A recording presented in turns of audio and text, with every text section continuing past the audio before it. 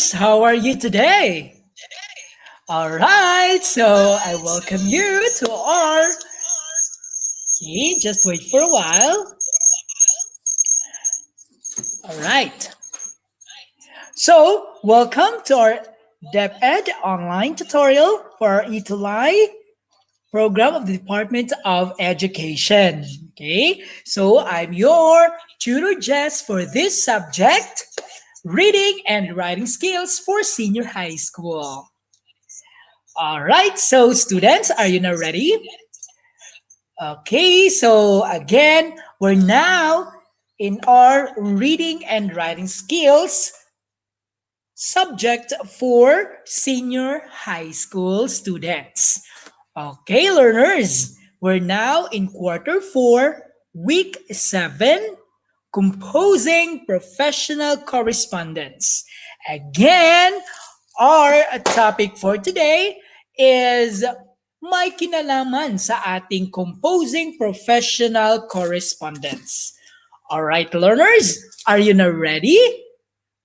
Okay, so for us to start with our lesson this afternoon, may I remind everyone to please get ready with your modules, paper and pen, and yourselves. Okay? And also, if you have the guidance of your parents, no? So better, no? For you to have the guidance and tingnan natin no sa pagsagot ninyo mamaya sa ating itulay no sa ating itulay activities na may kinalaman sa inyong mga modules. Ginagamit natin ang modules no ng from Calabar Zone. Okay? So that's it. So thank you so much to all writers. All right.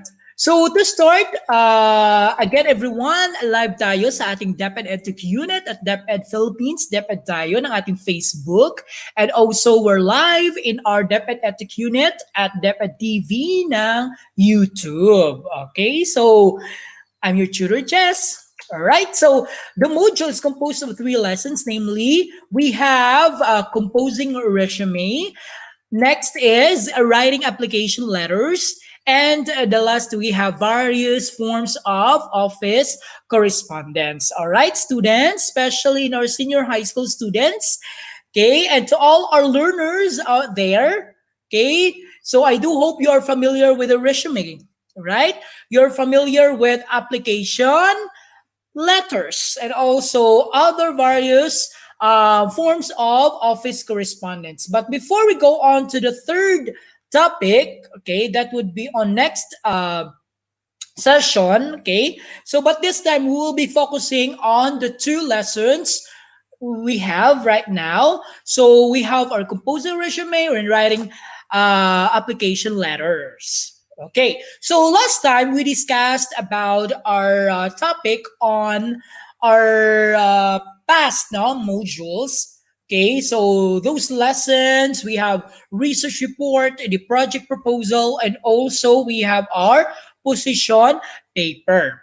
Okay, so students, please bear in mind that this would be some sort of your final activities, okay? Or part of your culmination of the reading and writing skills, subject. So aside from that, you will have your because sa aking klase, hi, Zinaida, hello, and Dulce, good afternoon. Hi, hello, Annalyn. Okay, Elma, and also, hi, sir. Okay, Sir RJ. Hello, thank you so much for watching right now. So, live na live po tayo sa ating Itulay program. So, aside sa, sinabi ko nga kanina, yung aking mga estudyante sa senior high school, especially in grade 11, so, their culmination, will have their interviewing, okay, job interviewing, because as part of their competencies, they should know about how to write a resume and how to write an application paper.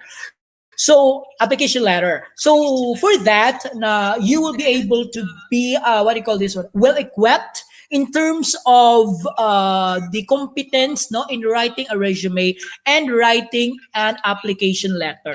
Diba, Zinaida? Okay, so thank you so much. Hi, Tutor RJ. How are you this afternoon? Thank you for watching together with our students right now. So after going through this module, you are expected to, number one, identify the unique features and requirements in writing a resume.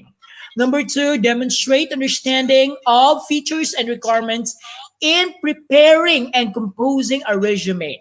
Okay? Maya-maya, makita natin yung kaibahan ng resume at saka yung application letter. Paano ba natin masasabi ito ay isang resume? Paano ba masasabi natin na ito ay isang application letter? Alright, so are we now ready, students? Okay, to continue, number three, identify the unique features of the requirements in writing application letter and also compose a college admission letter and an employment letter. So since kayo mga senior high school, 'di ba? Darating ang panahon na gagraduate kayo sa institution tsaka level up na kayo sa college. So, you have now your application for admission, then application for admission, okay? Or employment letter, okay? Some of you will go to work, okay? Some of you will go to have to find a job, no? Or study, no? All right, study in college. Okay, so to start, you choose the letter of the best answer, then write the choose a letter on a separate sheet of paper. Okay, so number one class, this would be a question. Okay, which document is an enclosure to a cover letter that is used for employment and highlights applicants' education, experience, skills, and qualifications? A. Biodata and biodata. B. Resume. C. Application letter. Or D. Memorandum. Okay? Pili kayo class kung ano ang tamang answer dyan. Okay? So to all our viewers or participants right now, so pili kayo ng answer. Is it letter A, B, C, or D? So ano ba ang tamang sagot nito? Okay, this would be part of your review. All right, so class, what is the answer? The correct answer is, dun, dun, dun, dun, it's letter B, resume. Let's proceed to number two. Which of the following is not a resume format? A, chronological, B, fusion, C, function, D, combination. Alright, so select kayo dyan, class. So if ever magkamali kayo, this is part pa naman only in our diagnostic test. So tingnan natin kung saan ba kayo weak o saan ba kayo strength, okay? So saan ba natin bibigyan ng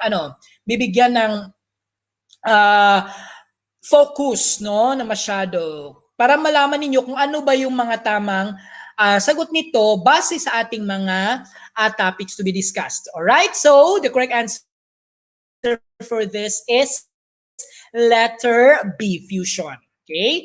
Number three, which of the following is not a necessary part of resume? A, religion. B, contact information.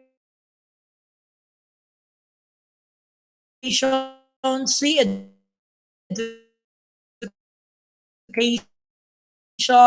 D, employment history. Ang tamang sagot dyan, mga nandyan sa kanilang mga bahay, okay?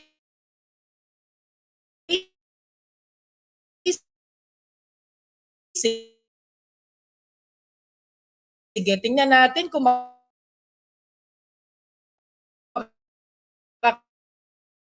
kayo ng ating tingnan natin kung makakuha. So, I've seen, no, in our case, so in my phone, may other gadget. Tingnan ko kung sino yung sumasagot.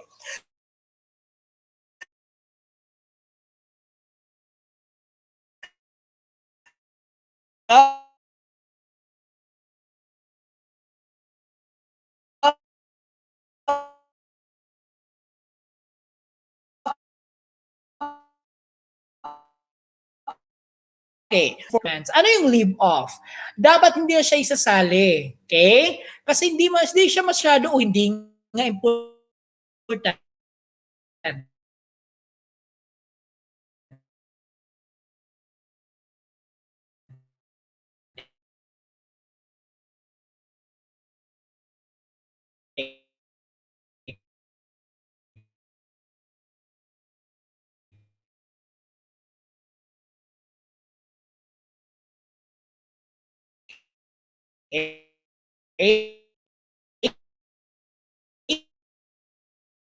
Sali.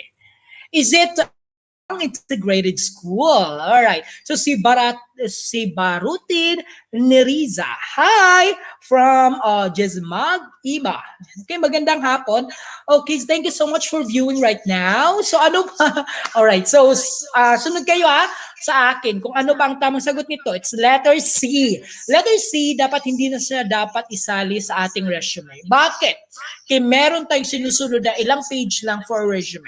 Okay? So, ang iba nga ay nangangailangan lang ng one page ng ating resume, tsaka isang page ng application letter. Okay, which type of letter discusses the intention of the sender in attending a college program?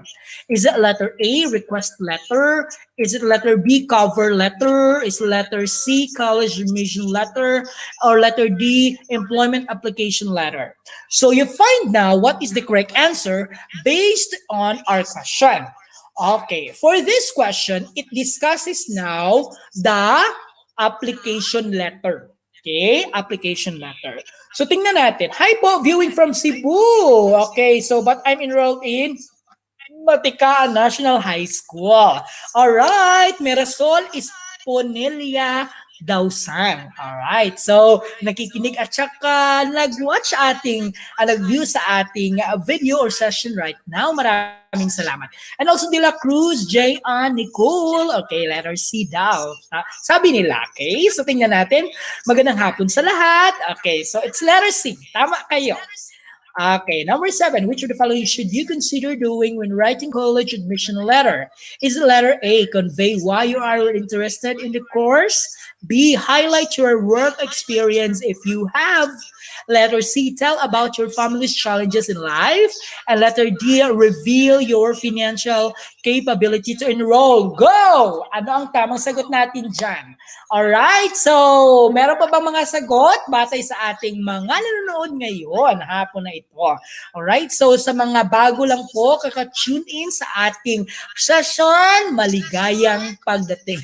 Maligayang pag-view po ng ating session po ng ating reading and writing skills. Especially you my grade senior high school students, okay, for this subject, reading and writing skills. Ang tamang sagot nito ay bastay. Okay, bye. Okay, sige.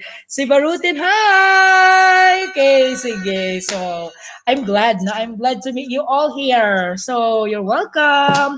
All right. So, I enjoy you. Okay. The correct answer for this is letter A. Very good. Convey why you are interested in the course. All right. So, number 8. This is a letter of introduction attached to resume to introduce yourself and explain your qualifications to potential employers. Okay. Anong tamang sagot natin dyan? Is it letter A, reference letter? Letter B, resume. Letter C, curriculum vitae. Or letter D, cover letter. Go! Dun, dun, dun, dun. This is another term for application letter. Tingnan na natin kung makukuha ninyo. According to Marisol, it's letter D. What about the other participants right now, the students? Kaya na ang mga magaganda, dilag na mga bata, okay? Tsaka matitipon ng mga estudyante ngayon. Alright, fresh na fresh tayo sa ating Eat the Life program ng ating week 7, di ba? Okay, tingnan natin kung makakuha ba tayo sa ating tamang sagot dito. Alright, so for this question, the correct answer is letter D. The other term for application letter would be cover letter. That would be attached to your resume. Kung makikita nyo sa resume, di ba, meron tayong picture, meron tayong summary of your information. Okay, tingnan natin sa number 9. What should be letter heading and Date A. Body inside address, salutation, complimentary close, signature. B. Salutation inside address, body, signature, complimentary close. C. Is it inside address, salutation, body, complimentary close, signature? Letter D. Salutation inside address, body, complimentary close, signature. Alright, tingnan na natin. Madeline Asis. Oh, sabi daw ni Mirasol, Madeline Asis. Alright, so ano ang tamang sagot? Ano bang sagot ninyo? Seba Rutin, and also Mirasol, and other participants right now, the students. Hello, ano ba ang inyong sagot? Naway, nag-enjoy kayo sa ating session ngayon, alright? So tingnan natin kung ano ang tamang sagot natin dyan. Base arrangement. Okay, base sa ating mga natutunan, di ba, sa elementary at saka secondary, andito na, okay, natutunan na ninyo ito kung paano gagawa ng letter, especially, okay, except no kung very simple ang ating skills letter na ginagawa, no, but this time this is a more formal, no, kasi it talks about admission, it talks about a job. Okay, so the correct answer for this is letter C. Okay, very good. According to Sebarutin, very good. All right. So that would be letter C. And for the last item, which information should not include in your cover letter? Hindi kasali sa ating cover letter. Is it intent? A, intent on the position you are applying for. B, company's background and history. C, your educational background. D, your internship or work experience. Okay, tingnan niya natin kung ano ang inyong sagot. Okay, estudyante. Okay, mga andyan sa ating yung mga virtual students ko ngayon. Ano ang tamang sagot ninyo sa ating number 10? Okay, base dito hindi siya kasali. Okay? So, ang tamang sagot dito ay, tantaranan, students, the correct answer is letter B. So, company's background and history. Huwag nyo nang isali yan. Okay? Huwag nyo nang isali sa paggawa ng inyong cover letter. Okay, alright? So, background and history, ando naman niya ilagay sa resume. Okay, very good. Hi, Flor de Liza Tan. Very good. Ayan. So, what's in our lesson? So, as what I've discussed here, we will be exploring onto our lesson 1, that is composing a resume. And okay, in selecting exit points in senior high school, as what I have said, you're expected to either prepare employment, entrepreneurship, skills development, and higher education. Whichever exit point you are most likely to consider after grade 12, you would definitely need a persuasive resume that will create the best impression of you. So meaning to say, there would be an impression based on what you have written. So, kung saan ba kayo, may entrepreneurship ba kayo, meron ba kayo sa employment, sa skills developments, or higher education? Hi, yes. So, thank you so much, Sibarutin. Yes. So, for you, I will do my best, no, to explain it all, the importance of this topic. Okay, so to proceed, let's have the lesson 2. And that would be writing application letters. So, sir, ano ba itong application letter? Ano bang kaibahan nito sa ating resume? So, kung babasihan natin, so, for the introduction, as you admitted to school, university of your choice, or hired a company or institution that you desire. So this could not be fulfilled unless you express your intent through some forms of written communication, such as application letters. So mean to say, not just only for a job, not just only for any other forms of transactions, okay, especially in your admission, di ba? Kung gusto kayo mag-college, kung gusto kayo mag-entrepreneurship, kung gusto ba kayo sa employment, so kung gusto ba kayo sa skills development, depende sa inyo kung saan ang gusto ninyo pagkatapos ng senior high school. Kasi nga, yung senior high school, marami siyang exit points, okay? Mind this, marami siyang exit points. So, dapat matutunan natin yung mga basis sa paggawa ng application letter at saka resume. Okay? Kasi any transactions kinakailangan talaga kasi itong skills na ito sa paggawa. Okay? So, what's new? Okay. Know yourself better by identifying your strengths before coming up with your career objectives. So, dapat alam natin yung sa sarili natin kung ano ba yung mga objectives natin, kung ano ba yung mga paggawa ng ating resume. Okay, you may do it yourself or ask a few people to help you answer the questions below. So, write your answers in a sheet of paper. So, for this, number one is name at least three traits or characteristics that you think people admire about you the most. So, yan ang gagawin ninyo. Ilagay nyo dyan sa inyong notebook o yun sa inyong paper ng tatlong traits, no, or characteristics that you think people admire about you the most. Okay. So, yan yung number one natin. Yung number two is, think of a challenge or a problem that you had encountered. Okay, so mag-isip kayo ng problema o challenge sa buhay. Okay? Tingnan natin yun. How did you arrive at a solution? Paano ba nyo ito na-solusyonan? Paano ba nyo ito nabigyan ng kahulugan, nabigyan, yun nga, solusyon, solve ng inyong mga problema sa buhay. Okay? Marami tayong mga problema sa buhay. Base yan sa ating karanasan. Alright. Which subjects do you do well in school? Then why? Ano bang subjects na, you feel na magaling kayo? You feel na doon kayo nakakaangat? Okay, so yan ang pagbabasehan. Okay, number 4, what do you think is your expertise? Ano bang expertise natin? Ano ba ang mga skills natin? Ano ba ang mga talents natin in life na masasabi nating magaling ako dito? Okay? Magaling ako sa paggawa nito. So meaning, there would be a chance that you have this kind of expertise. All right. Then number 5 is what makes you proud of yourself. So meaning to say, what makes you proud of yourself? Okay, paano ka magiging proud? So what makes it all? So ano ba ang mga karanasan mo sa buhay? Ano ba ang nagpagbibigay sa inyo ng magiging kayong proud, no? Sa inyong self. Okay? So tingnan natin sa direction. So answer now the given question. So isa yun sa mga activities na inyong module. So pag ilagay niyo dyan sa inyong mga sagot kung ano ba, kasi mag-vary ito, depende sa inyong mga karanasan at personalities character. Okay? So answer now the given questions to help you prepare a draft of your application letter. So write your answers on a separate sheet of paper. So this would be also another task that you will do, no? In our topics, no, for this afternoon, composing a business correspondence, or we have this specifically making a resume or creating an application letter. So why am I writing a letter? So is it for college admission or a job application? So yan, sagutin nyo yan. Who will receive my letter? Sino ba ang mag-receive ng letter? So, example, naghahanap kayo ng trabaho, sino ang mag-receive ng letter?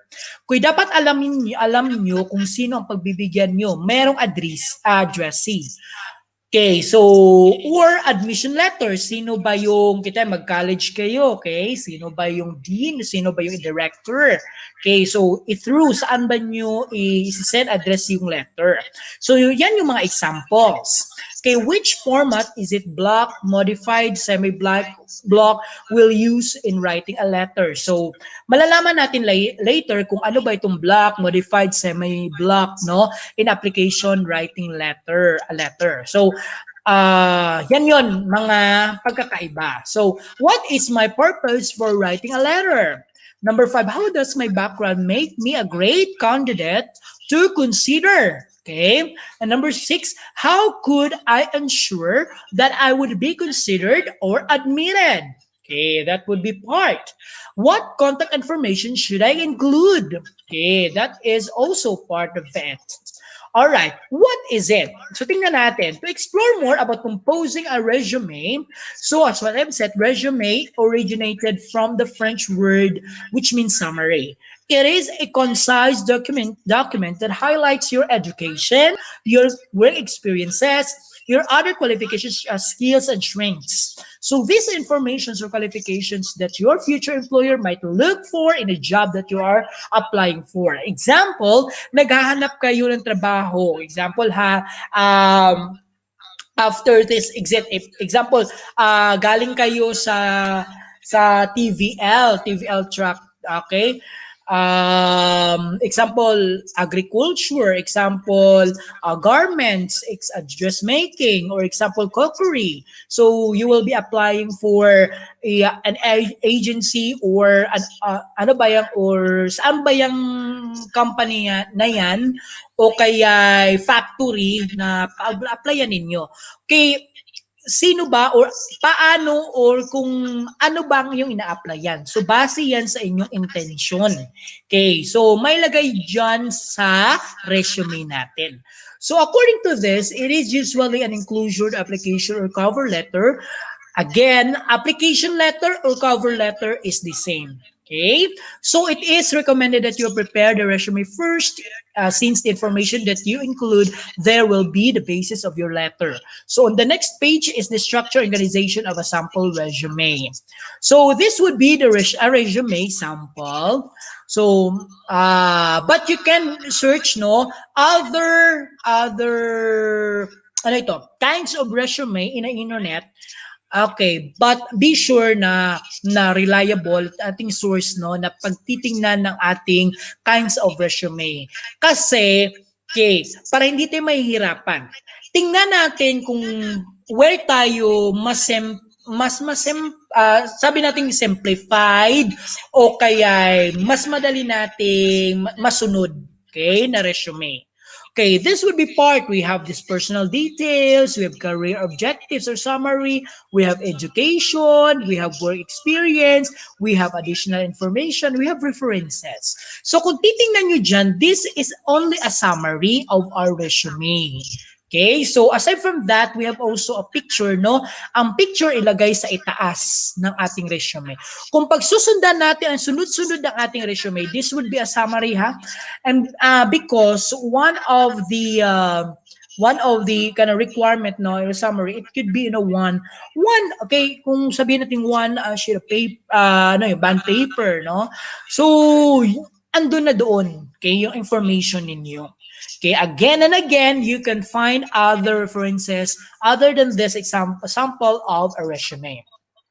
Okay, writing application letters. So, college admission letter is also known as a letter of intent. So, it is a brief discussion of your intention to be admitted in a specific course in college. So, mean to say, this is a college admission letter that you are going to pursue. Okay, pursue to college. Hi, Nizia Beniz Timpog from ano ito? Sa Fairness Purak National High School. Maligayang okay? Watch ating reading and writing skills session ng ating itulay. Employment application letter is widely known as a cover letter. So it is used to introduce yourself to a prospective employer. You write this to demonstrate your interest in the company, sell your services and qualifications in written form, and show that you are fit for a job and position. It is usually submitted with a resume. Okay? So gaya ng sinabi ko kanina, this would be one of the attachment no in the resume. Kaya again and again, cover letter, application letter is the same. Okay. All right, so using any of the three letter formats, we have the block, we have modified block, we have semi-block. Depends on your preference as an applicant. But the most common layout for business letter, we have this block format, which means that all parts of the letter are aligned to the left. So meaning to say, when we say a block format, this is left and this is right of your paper.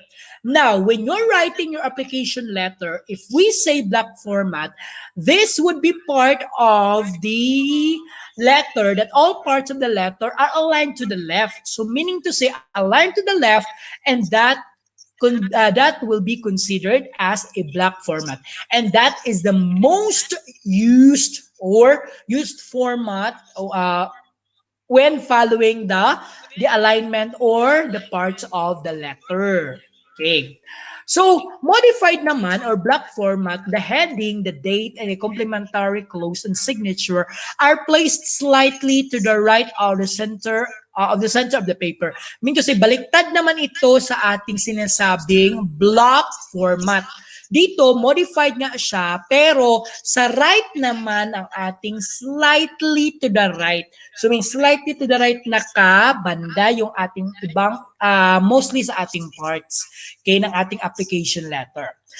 The least used format is the semi-block, which is similar with the modified block, except that the paragraphs of the body are indented. So meaning to say, di ba, sa block at saka sa modified, yung hindi naka-indented. So meaning to say, yung lahat ng mga na naka-intro or nauna na pagsulat is lahat yun sila ay nasa left kapag sinasabi nating full block or block, di ba? Sinasabi kanina. Okay, block format. Kapag modified naman, kapag naka-right or slightly in right. But this in semi-block, yung paragraph natin naka-indent. So meaning to say, yung first na intro ng ating sentence ng ating first paragraph is, o lahat ng paragraphs ay naka-indented, nakapasok iyan. Okay, papasok iyan. So example for this would be the application letter sample. Okay, we have the heading. Okay, you have the street. Okay, and everything in the heading part. So the sender's mailing address. The date will be included to that when the letter was written. And the inside address would be whom you want to give the letter. Okay? So, principal, Cabello Integrated National High School, Cabello City, Laguna. Salutation. Okay, di ba? Using begins with dear or the colon at the end. Again and again, colon po ang gagamitin natin dyan. Okay? So, pwede rin sir at saka madam. Or dear sir or madam. Okay, we have also the introduction, the body, and the complementary, yours truly or truly yours, sincerely yours, very respectfully yours, depende. Okay? So, by that, at the end portion of the complementary, a polite way of ending the letter then ends with a comma. Okay? And we have the printed name of yours, and then, huwag kalimutan, ang pinaka-importante, yung last na portion is ang ating lagda o kaya signature. Okay? Signature. Old style yung modified. Okay, kung sinasabi si Barutin, yes, old style yun. Kasi yung sinasabi natin ngayon, mga bago is kasagaran or always, no, na ginagamit na talaga natin yung full block. Okay, full block na. Okay? So, for this full block ito, kasi kung titingnan natin, yung lahat ng mga information na nakauna is lahat nandito ay naka-left.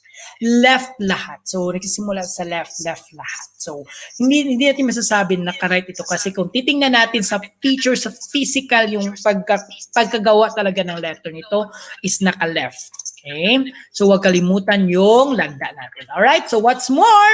So, let's continue. So, below is an example of an incorrect resume. On a separate sheet of paper, write down the miscues found and rewrite it applying the necessary corrections. So, necessary corrections.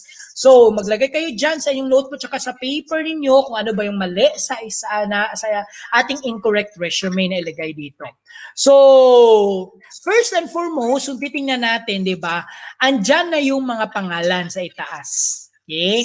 So, ano pa ba ang kulang dito? So, tingnan nyo dyan, okay, kung ano ba ang may mali o miscue o may hindi pagkasunod, no, ng ating sinasabi nating resume. So, aside from that, I want to include also, we have this chronological resume, functional resume, yan yung, or combination resume. Yan yung mga iba't ibang klase ng mga resume na ma-encounter natin, okay, sa ating paggawa ng resume. Okay, kung titingnan nyo dito, ano bang mali? Ano ba ang mga information, okay, na sinasabi natin tama at saka mali? So ilagay nyo dyan sa inyong notebook para malaman natin or ma-check natin, di ba? Ma-check natin ang tama talaga na paggawa ng resume, tsaka ang hindi tamang paggawa ng resume. Okay, base yan sa ating sa ating how to be an effective writer in writing a resume or effective resume. So, given the information below, write a letter in black format. So, meron akong ibibigay sa inyo, ito yung ating mga elements. Ito yung ating information or data or ito yung ating ang mga ilalagay natin sa ating application letter using the black format. Okay? So ano ba ang mas mauna, ano ba ang sunod at saka ano ba ang sunod? So kung titingnan natin, so sige, alamin natin ang mauna dyan is yung heading natin. So 2490 zone 3, yan yung ating mauna. To be followed with a date, okay, February 24, 2019. Okay. So, ang iba naman, directly naman, di ba? Direct na lang nila sa date. Okay?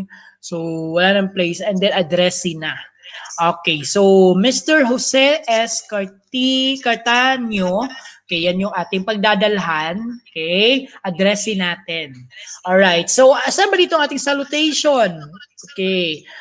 Sige, tingnan natin. Dear Mr. Cartanio. Yan yung ating salutation. Alright, then ilagay natin dyan yung ating introduction, body, at saka conclusion. Alright, at the last portion natin sa baba na, okay, sa baba na portion, it would be truly yours, tsaka ilagay o isulat yung Bea M. Aguilar, tsaka yung signature ni Bea. Okay, yan yung parts ng ating elements ng ating application letter base sa ating pagbibigay nating full block format. Add nyo nga din po ako sa group po kung paano mag-enroll. Okay? I-add kita Grace Aspa. Okay, sige. So, thank you. So, now watching. So, salamat sa inyong pag-join, no? I do hope na marami kayong natutunan. Okay. Your application letter is only one page, no, in length and free from errors. So, dapat hindi kayo magkakamay sa paggawa ng ating application letter. Then, isa din sa ating no na dapat hindi gawin is kinakailangan na fix tayo sa pagsulat ng ating technical. Okay, technical ha? Technical. Direct to the point tayo, tsaka gamitin natin yung mga simple words. Okay, wag yung mga metaphoric na mga words o kaya matatalinghagang na mga words. So, bawal yan sa ating paggawa ng ating application letter tsaka sa resume. Direct to the point tsaka simple letter ng ating technical. Alright? So, yan yun. At tsaka, then we'll create negative impression. Dapat pagbasa pa lang sa resume ninyo is ma-impress na yung nagabasa. Okay? Yan yung ating target. Tsaka sa resume. Alright? So, one page only for application letter. Tsaka one page for a resume. Now, we are now in our what I have learned. Alright. So, answer the questions below on a one whole sheet of paper. So, nasa inyo na ito ha. Alright. So, what are the parts of the application letter? Andun na. So, sinabi ko na kanina, yung parts of application letter natin, heading, we have inside address, ano pa yun? We have, ano pa? Address, no? Sino ba yung address natin? Okay, we have the salutation, we have the introduction, the body and conclusion, and we have also our last portion is a complimentary clause and your printed name and don't forget your signature. So those are the parts of the application letter. How do the various letter formats differ from each other? Yes, madi-differ lang yan kung titingnan natin kung ito ba ay nasa left lahat na information, nakabatay ba sa left side, okay sa paggawa ng pagsulat nasa right ba, slightly. Kung sa left sinasabi natin full block yan na format, tsaka kung sa right, that is modified block. Okay. Pag sinasabi naman naman natin yung ibang klase na format ay semi, block. Okay. Yan yung mga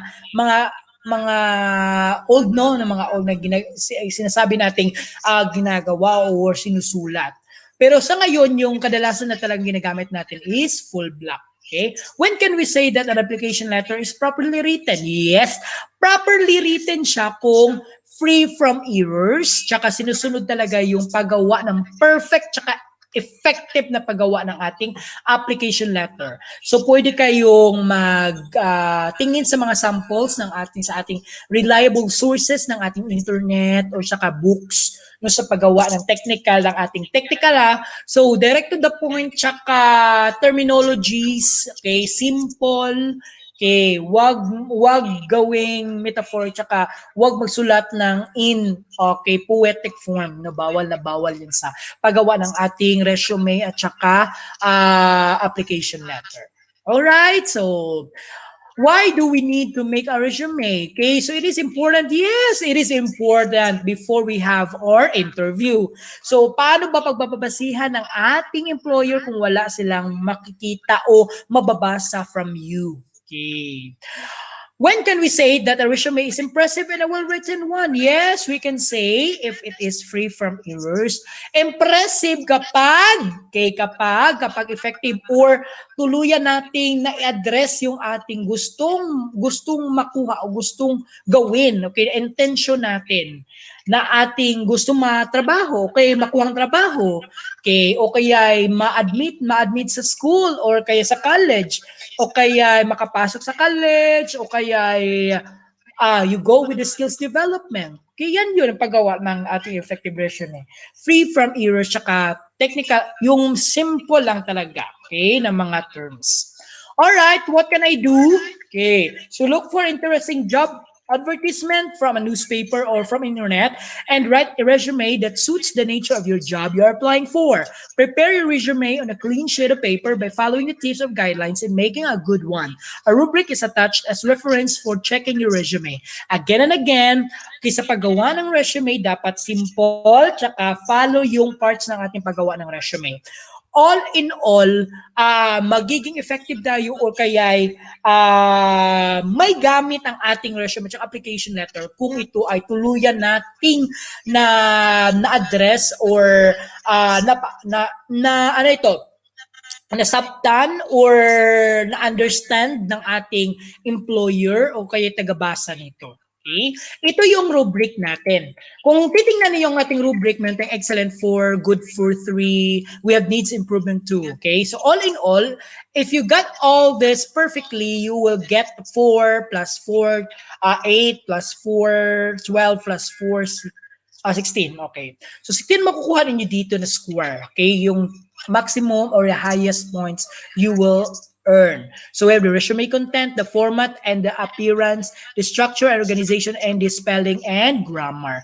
As what I have said, meron tayong tatlong kinds or ito yung mga kinds ng ating resume. We have the chronological, we have this functional, at we have this combination. Using the two, the chronological at saka functional.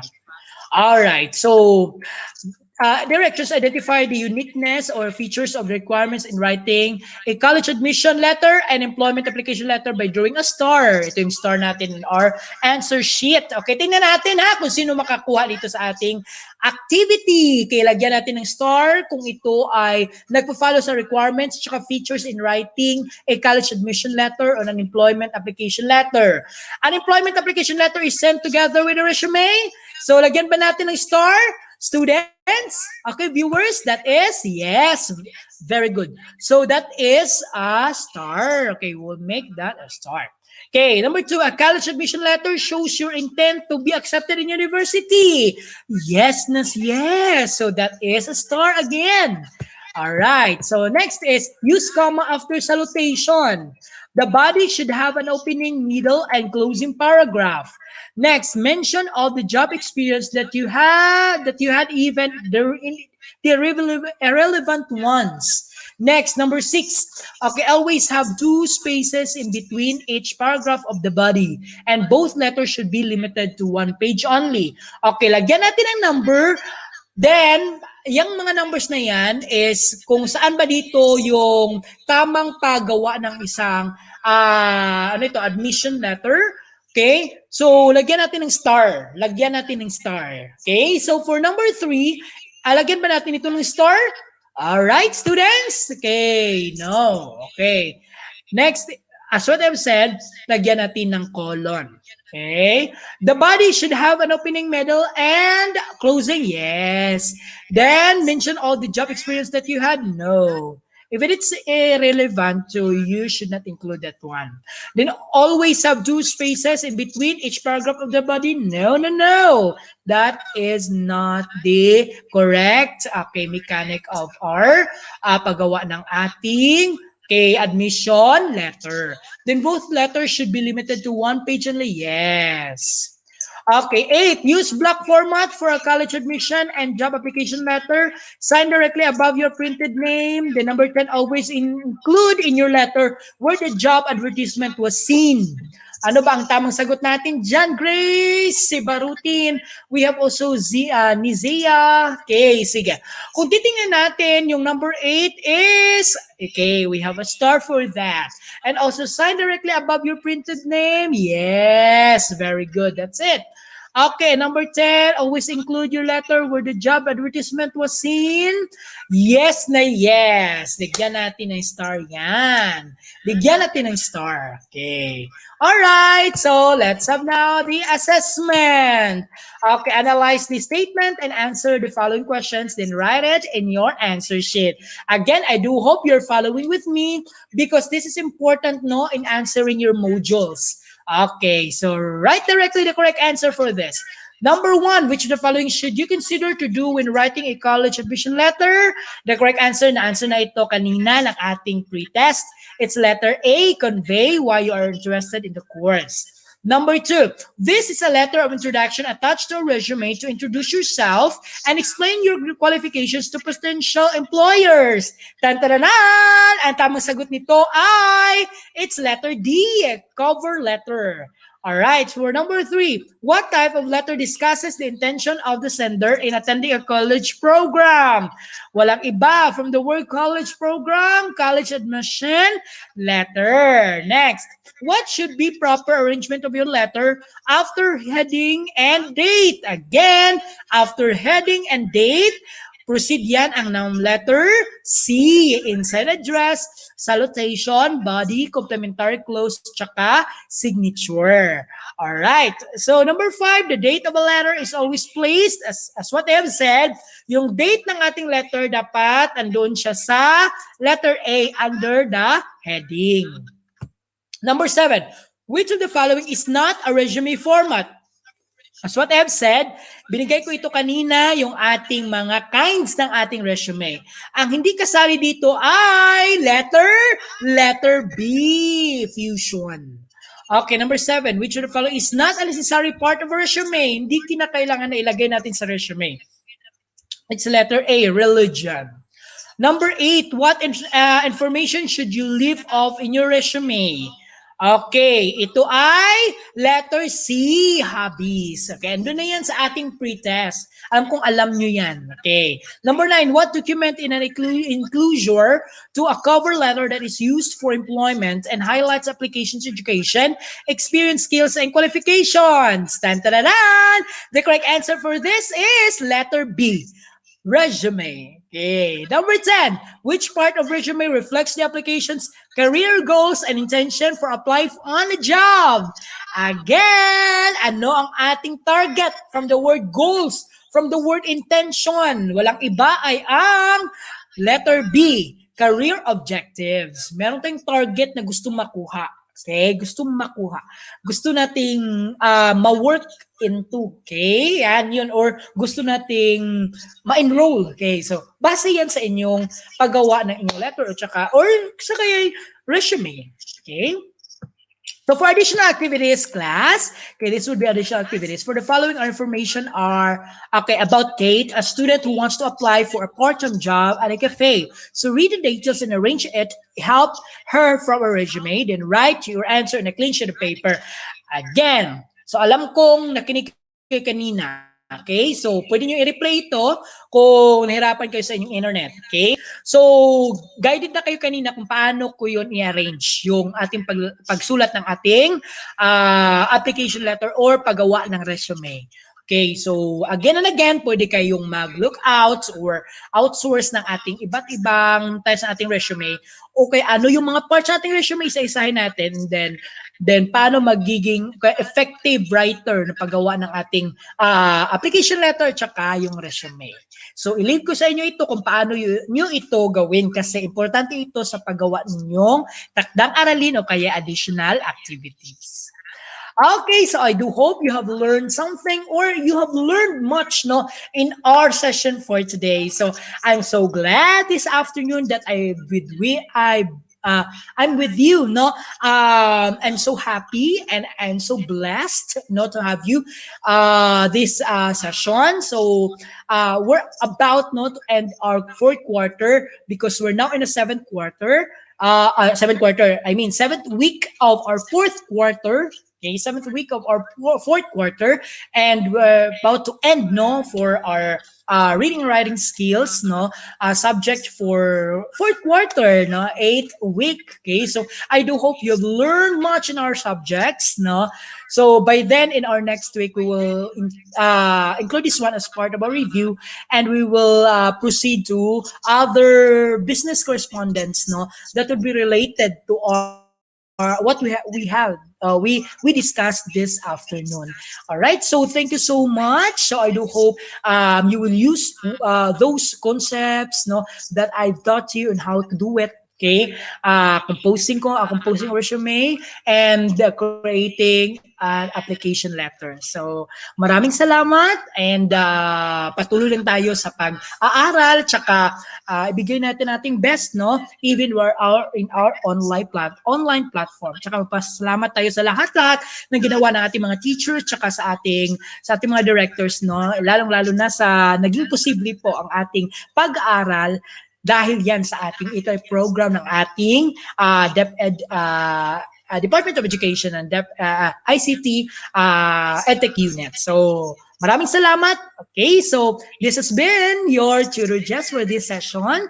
Okay, reading and writing skills for senior high school. See you in the next session of our Itulay program. Itulay program of this, okay, Department of Education, Philippines. All right. So before we leave, I will inculcate it to your minds, no? The saying by Vivek Madlani, never stop learning because life never stops teaching. Okay? Bawat mag-aaral, I know, bawat mag-aaral ay bayani at marangal. No? Sulong edukalidad.